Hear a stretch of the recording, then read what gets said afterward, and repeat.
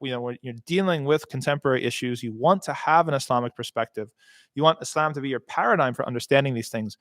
One of the most important things is to not get drugged down to any of these extremes, to try to stay balanced in between.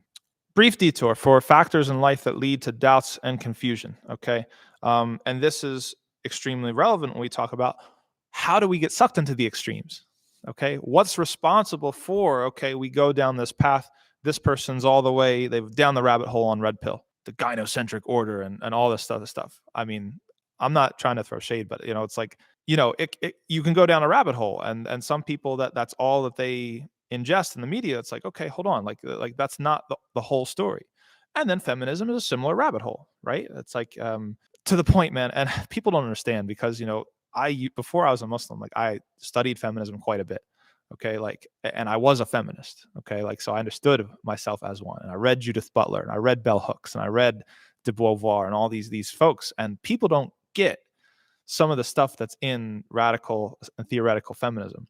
The idea that the best type of feminist is a lesbian because she's more committed to women than she is to men, right? You'll find this stuff in the books.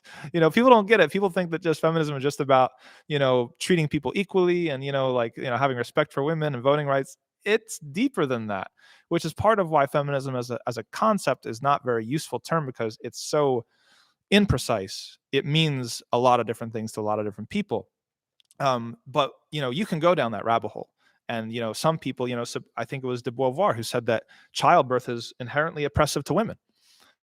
Childbirth is inherently oppressive to women, because it takes them out of sort of the wage economy, and they're not able to sort of have the sort of same privileges that men have, et cetera, et cetera.